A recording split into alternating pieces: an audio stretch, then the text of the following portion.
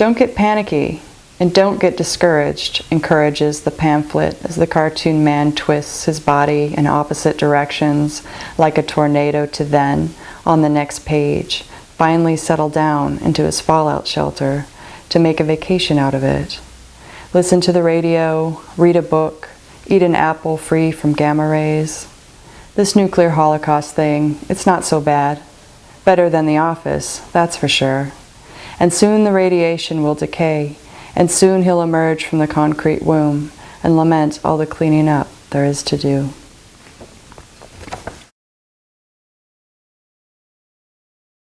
My name is Chelsea Bolan, and I'm a writer. I write poetry and fiction. I was born in Spokane, Washington, and grew up mostly in Eastern Washington over in the Spokane area. And I moved over to Seattle for college. And you went to college for? English literature and minor in creative writing.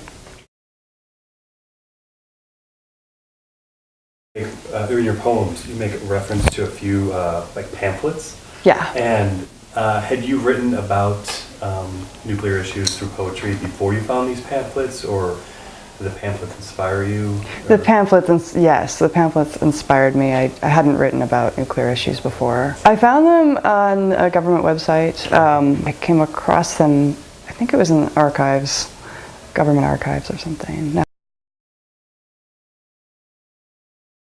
The drawings were really great. They're really interesting. They're this kind of charismatic guy, and he's going through this whole nuclear disaster, and he's prepping for it and all these things. This is what he's going to do. And there's a page in the middle that's, literally what I wrote was that he was twisting in all directions, and because we're having a nuclear attack, it was just basically, don't panic. It's going to be all right. If you've done your preparations, you'll be fine unless it goes off, half a mile away, then there's nothing you can do. Were you aware of Hanford existing, or when did you kind of find out about that? Kind of through osmosis, just this sort of, I just soaked up stuff. Like I'd hear news reports maybe, or I'd hear parents talking, that I knew it was bad. And as I grew up, I knew that that's where bombs came from. And so it was always kind of this kind of horror.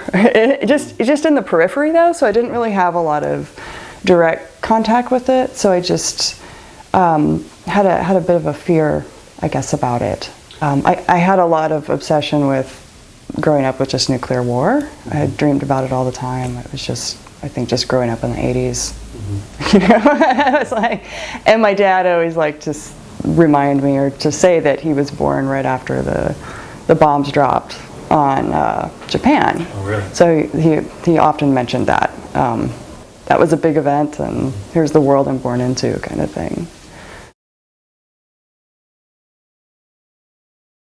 I felt like I knew more, or I thought more about it in Spokane, and my mom was under the impression that my grandmother got cancer and died of cancer, and my mom was mad at Hanford.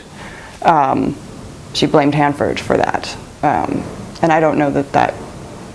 And I was looking at the way the rivers run, and if that would be possible. I don't think it is, if we're talking about rivers. But that was something that I had heard growing up, and definitely when I moved to Seattle, there's just a different focus, I think, and I didn't hear as much about it until I got older, I think.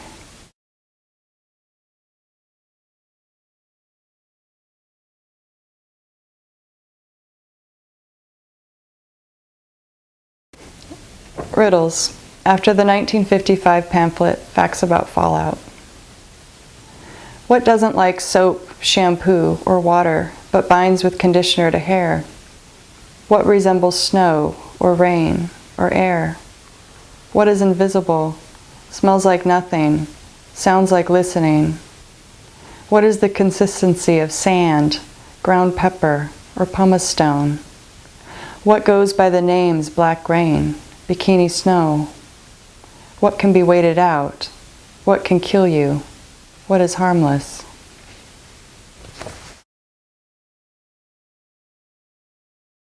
I feel like I was very naive. I still am. I still don't quite understand all this stuff, all the what actually these things are, you know. And yeah, well, I was trying to figure out what is fallout. Were the things that, you know, I thought were ridiculous that my grandfather did when my mom was growing up, which was they had a bomb shelter and there was a crack under the door and he rolled up a towel and thought, okay, we're gonna have a rolled up towel to stop the radiation. And I thought, well, I always thought that was so silly because they would just come in, wouldn't it? Like it's so, anyway, so that got me thinking about, you know, what is it and what can it do? What will, you know, I don't know. So I started looking up that stuff and I came across these pamphlets from the 50s that were really interesting. Really juxtaposed, like, oh, you know, it's harmless. Oh, you could die. Oh, it's all these, you know, it can be so many different things. I heard on the radio Kathleen Flanagan read some of her work, and I was just amazed at her extreme closeness with Hanford, and just the everyday life that she lived there growing up and working there, and I thought, wow, that's really brave, you know, because it's something I really fear.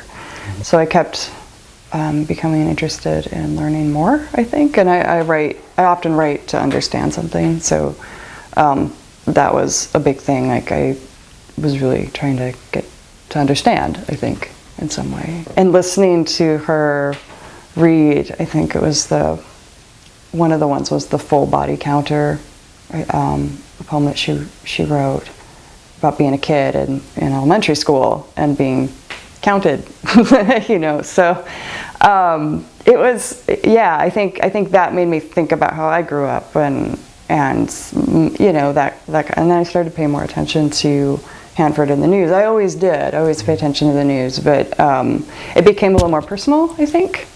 And then I realized I just didn't know so much about things, and I wondered what was true and what was my assumption, and what, you know, and so that kind of started things. And one of the things is communicating with people in a very personal way, I think. I think that's mostly why I write, to communicate with people, but also to learn and to understand. But I think that, especially poetry, can be, it can really touch people in a way that just reading something on a website can't. And transforming it a little bit and giving it to others in this kind of emotional little package, I guess, and get others interested in, you know, researching themselves and knowing more themselves.